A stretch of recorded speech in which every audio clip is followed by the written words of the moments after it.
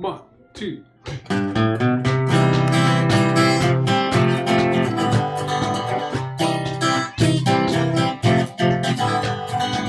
Welcome back to Uber Earth. Welcome back to the number one place you ever want to be. Jackson Dynamite, Deep Sword, Hank and some friends. Welcome back to Uber Earth. Welcome back to Uber Earth. Welcome back to the number one place you ever want to be. A person to do, get things done, get your butt out of bed. Welcome back to Uber Earth. Hi. Welcome back, everybody, to Uber Earth. I'm Jackson Dynamite. You're in a place that I call Uber Earth, the place of all Ubers. Are you being a person to do? Are you getting things done today in your life to better your life and the lives of the people around you? I hope you are. I'm feeling a little bassy. Not count bass. Bassy. That might, I don't know. Tweaking the board. All right, today we're going to talk about, I know this one's going to be good. Some of you are going to go, oh, God.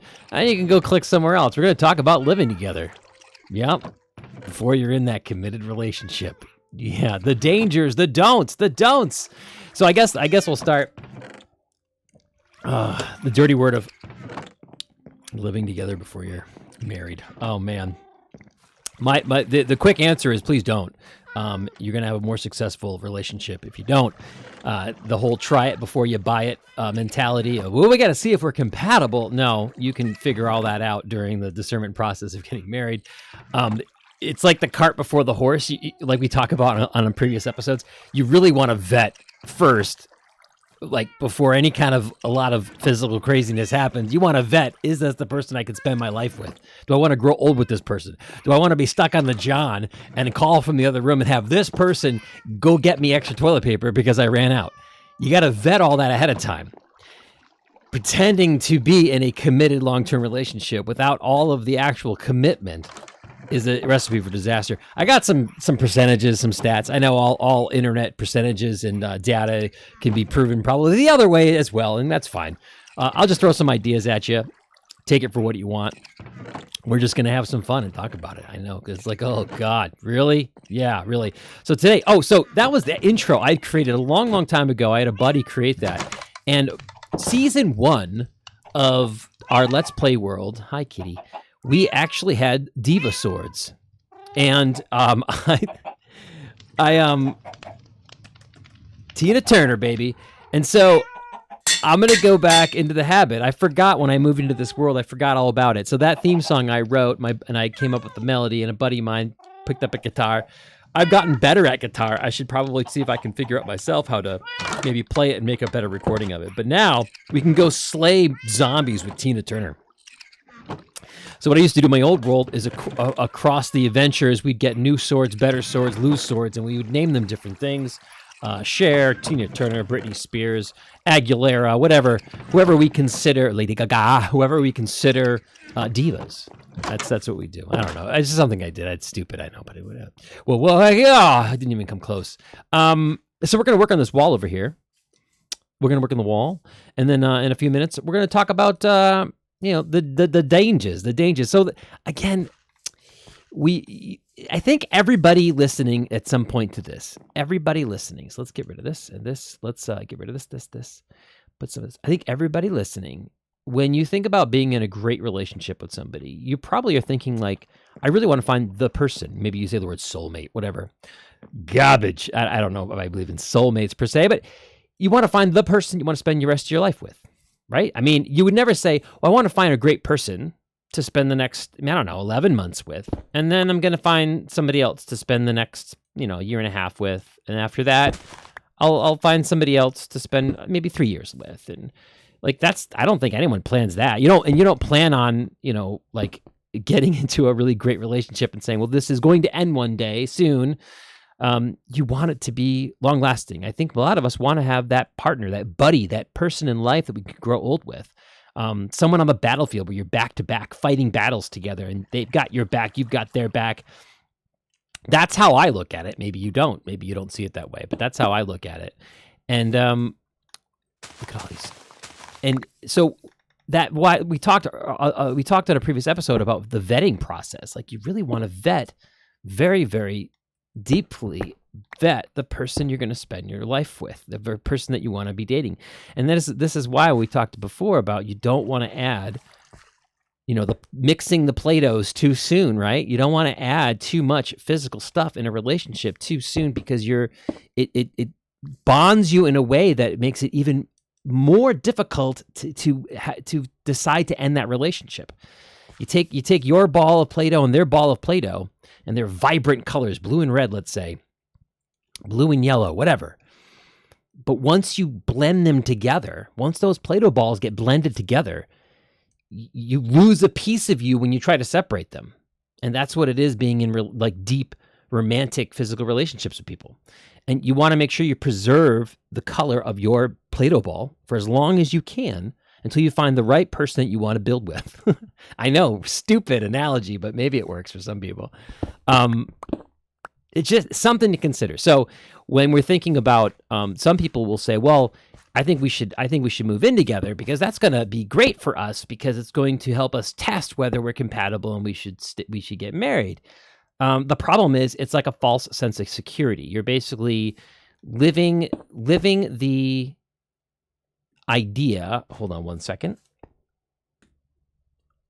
Idea of being in a long-term married relationship without actually doing the commitment. So it brings up all these false senses of security. Most people that do it actually compounds that their actual marriage, if they eventually get married, isn't going to last as long. Because what's the point? I guess that's kind of part of it, is like, if you don't have any kind of faith background, part of me is like, well, what's the point of getting married if there's not a faith background? So I don't know. It's interesting to me. Let me give you a stat, though. Let me give you a stat. No, I promised a stat. Let me give you a stat. So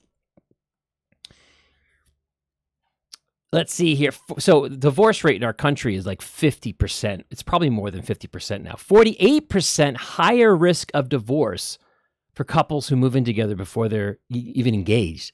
48% more likely to see their marriage at the end than those who waited. This is from the Institute for Family Studies. What's the plan?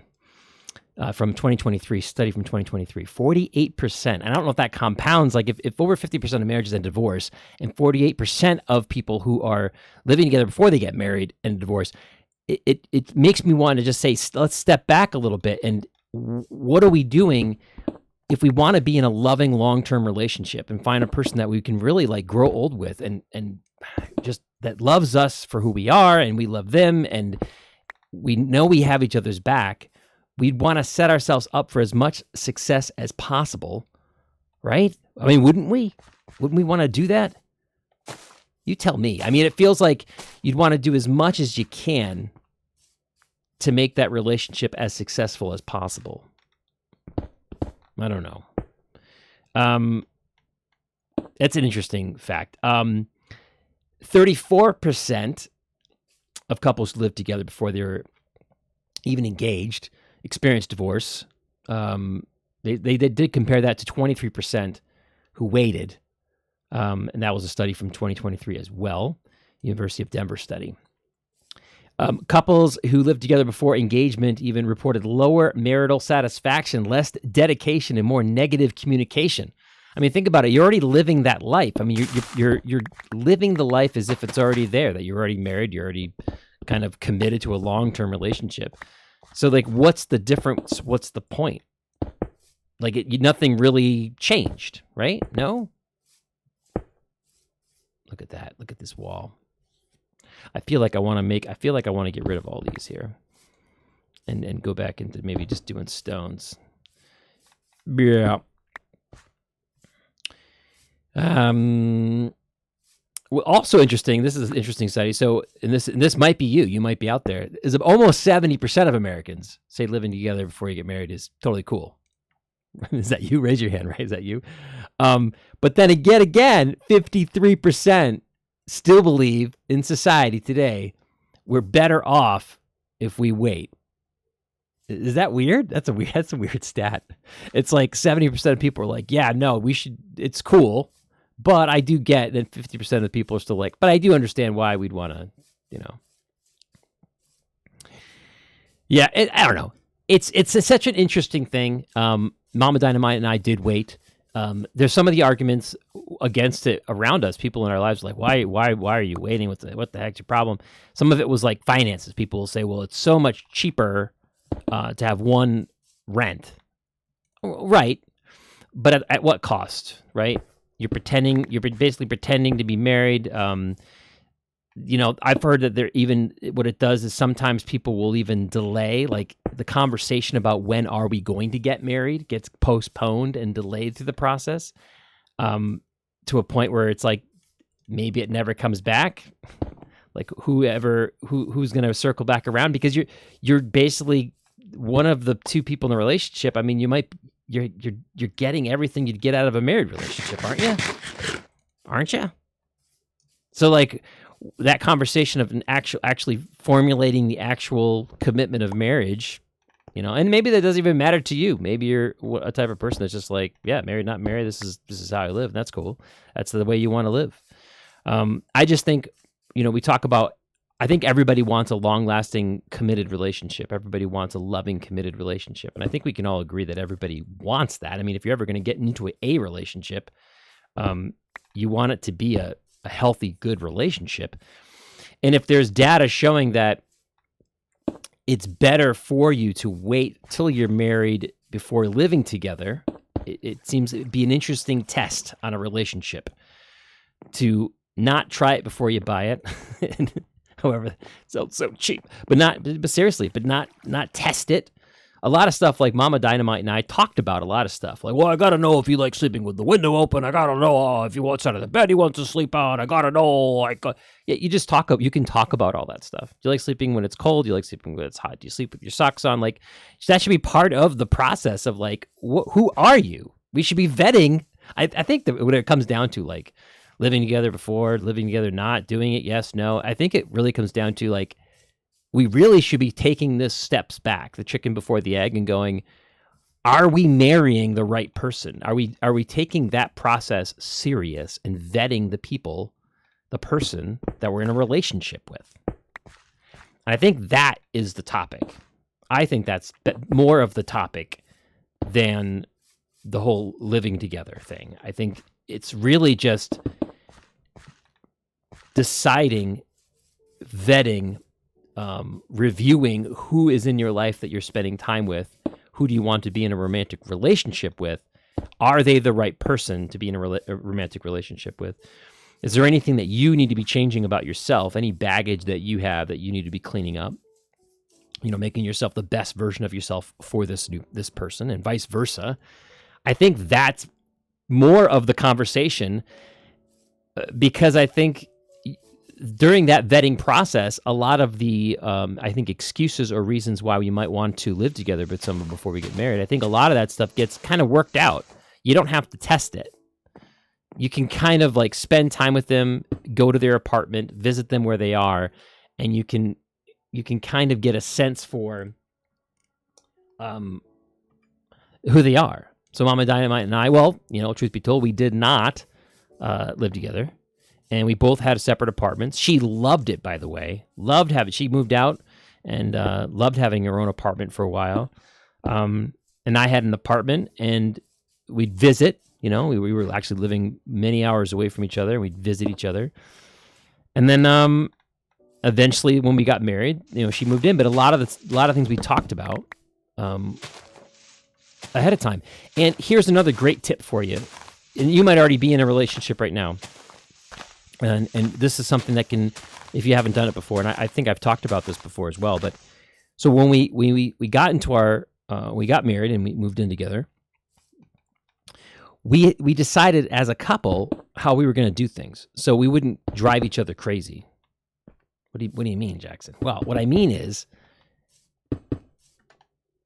we were like, how do we want to, and this is going to sound silly, but the more you're not nagging each other, the more you're not on each other's nerves, I think the better the relationship. Like, get rid of all the little tiny things that might just drive each other crazy. So like when you open a bag of cereal, how are you closing that bag of cereal? Like, is there a specific way you close it? Some guys might just crumble up the thing and throw it in the. Some people have a meticulous way. When you do dishes, how do you load the dishwasher? How do you do dishes? When you vacuum, like we work through as a couple. How are we going to do things as a married couple? Like, what is our married couple way of handling X, or our married couple way of handling this? And you can use that in your life, even if you're not married. You could say, what's our relationship way of doing this as a couple? What's our couple way of doing this? We found it to be very successful because it helps clean up. It just cleans up a lot of conversations you might have about, oh God, I hate the way that person does that. Oh, it drives me so bonkers so you both give up a little bit. I might have given up some of the ways that I did things. She gave up some of the ways that she did things, and we came up with a new, like, effective way that made the most sense for both of our brains. Like, you know what? The way you do this makes a lot of sense. I love how you do this. Yeah, let's do it that way as a couple. And you just agree to it. And it worked out. It worked out great for us. So I would definitely encourage you to do that in your relationship if you haven't already. Start coming up with ways and things you can, places. Even something like when we come in the house, where do we put our keys? So we basically decided early on in our marriage, like, we have mug hooks right by the door. So we come in the house, keys go in a mug hook. This is what we do. We've never had a point in our entire 20 plus year marriage where I'm going, where? Oh my gosh. Oh, homie. Where are the keys to the car? We've never lost the key. We always know as a couple, this is where they go. This is where my wallet goes. This is where our phones go. This is where this goes. Everything's got a place. That could be helpful. So I think that's the question. So I started today a little bit of that edgy topic. I think it is an edgy topic for some people because people don't like being told what to do. Isn't that the way? That's the way. People don't like being. They don't like being told what to do. People just don't. This is just my 2 cents. I'm just giving you my tips of what I experienced, having waited and not living together before we got married. I found it to be very fruitful. I'm not saying that you make the decision to do that, you're going to have a horrible relationship and it's going to end in divorce. I'm just saying you might increase your odds if you play it a little different. And I think we step back from that conversation about, well, don't tell me how I can live together. Let's step back. Are we vetting? Hello, Houston. Are we vetting? How well are we vetting the person that we're going into a relationship with? I think that, I brought up this topic of living together, but I think that is the question. And we talked about it last time, but I think that is the question that needs answered. And I think that as if you're out there looking for a loving relationship, you want someone that's always going to be there for you. You need to don't go heavy and commit into a relationship too soon. You start binding yourself. You start mixing that Play-Doh too soon, and sometimes it gets really sticky and hard to undo. Like, let's say you get too hot and heavy too quick. You get too physical too quick in a relationship, and then you say, "Oh, yeah, this is meant to be." Then you move in together, and then you're at a point now where it's so much more difficult to say, "I'm going to start over." I'm gonna start over, and I'm gonna leave and go get my apartment. Like, the logistics changes so much, versus if you go along and you vet, you think to yourself, I want to be in a long-lasting relationship, grow old with somebody, and you vet and you very carefully select who you're going to actually have that deeper relationship with. You might have to only do a relationship once or twice, because you're gonna just be patient and wait for the person that is right for you and has the same vision and goals in your life as you. You mix the Play-Dohs too soon, you move in together, it makes it very difficult just to say, hey, this is over. And yeah, of course, you get married and you can still, like, with all the crazy divorce rates and no fault divorce, easy for you to say. Of course, that's always out there. Anybody at any time can leave. But I think if you're vetting, if the mission here is you're vetting the person that you're going to spend all this time with and build a relationship with, build a strong relationship with. Just got to make sure that we're doing it right. Sometimes I add in, maybe these rocks did something like this. Maybe. Anyways, let's build. That was the topic. I know it's crazy. Probably going to light up the comments. Who are you, Jackson? I don't know. I'm just a guy. I'm just a dude. But I'm happily married, and I've been married over 20 years. And I just share that because I want everyone to have a great relationship. If you decide to be in a relationship with somebody, I just hope that relationship is awesome and that you're with somebody on the battlefield of life together and you got each other's backs. And the only way to really kind of guarantee that is to really take it very seriously who you get into a deep relationship with. Don't play games with it. It's serious stuff. And the only way to do that is to vet people, is to spend a lot of time with them without mixing the Play-Doh. I like my Play-Doh analogy. Leave me alone. You got to spend a lot of time with that person before mixing Play-Doh. And well, yeah, you also have to decide. You also have to decide, is that something what do you want your vision of life to be? What is your vision? I mean, some of you out there might be like, I don't want to be married. I don't want to be married. I don't want to have kids. That's your vision. You got to communicate that with the people that are coming into your life. Got to communicate that. All right, do we like our wall? I took out the stone blocks, these stone bricks, because I feel like this is more stacked cobblestone. The stone can be here. I almost feel like it should be like maybe even getting rid of the stone itself. But I had some pockets in there because I feel like rock walls fall out. You know, you can maybe do something like that, or maybe that comes down there. This is dangerous because things can jump over, but we're not too worried about that. Sometimes you do stuff like that. We're just playing around. This is fun. A lot of this is, a lot of what we're doing here on the Let's Play, on the Time to Play, is we're just kind of landscaping. This is what we got time for. This is what we're doing. Well, are you being a person to do? Are you getting stuff done today to better your life and the lives of the people around you? It takes one thing a day. I read a book once. I think it's called The One Thing. That's actually what the book is called. But let me boil it down for you. You don't have to buy it. I'll save you $22. But essentially, it's one thing. What's the next one thing you can do to make your life better? One thing. Do you have one thing? And you can do this with like goal planning. You can do this relationship finding. You can do it whatever part of your life. What's the one thing I can do? You say, man, I haven't exercised in a long time. Well, the one thing you can do, 10 jumping jacks. Go. Do it right now. I'll wait. No, I won't. But like, what's the one thing you can do? So I always say, be a person to do. Get something done today to better your life. What's the next thing when you stop watching this video? What's the next thing you can do to make something better in your life, to improve your life or the lives of the people around you? What's one thing? One thing. That's all you got to do sometimes. Is you just got to think of the next one thing. Sometimes we get like decision paralysis. We don't know what to do next. Our brains go crazy. Sometimes even with like our life plan, our goals, I don't know what to do next. Just map it out. Start at the end. I want to be in a successful, awesome relationship. Work your way backwards. What's the one thing I'd have to do before I get there? What's the one thing I have to do? Or the other way around. Sometimes I don't know what to do next. Just do something. Our brains work overtime awesome when we accomplish stuff, when we get stuff done. But sometimes we get so paralyzed, we just got to think, what's the next low-hanging fruit one thing that I can do? Like one example, I know we're getting close to time, but one example is part of my job, my day job is making out calls, cold calls. I know some of you just shivered. Some of you, I see you in Texas. You just threw up a little bit in your mouth. But sometimes during these cold calls, it can get overwhelming, stressful, because you're like, it's a rejection, people saying no, not wanting to talk to you. But sometimes I go, the next one thing I got to do is crank out 3 more. And then sometimes you make little things for yourself. I'll crank out 3 more. It's the next one thing I got to do. I put it on a piece of paper. 1, 2, 3. And then I say, I can't refill my coffee till I get those 3 things done. And I go, call, cross them off on my paper. And then I head into the kitchen and grab some coffee.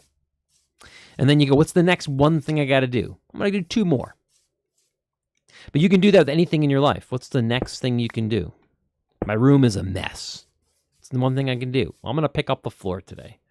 Map it out for the week. What's the one thing I can do today to make my room look better? And then what's the one thing I can do tomorrow to make my room look better? By the end of the week, you got a very clean, immaculate room. If you don't do something like that in your life, practice it. Maybe that'll help. Well, I like our wall. I think, I'm trying to think of what else. Oh, I did bring some of this. I forgot. This is, let's add a little bit of this before we go. I think this block, I never remember to use it. Right? But it's such a great block. You gotta add that there. I like that block so much. It adds, look at the color difference between the vines and the cobblestone with the moss in it.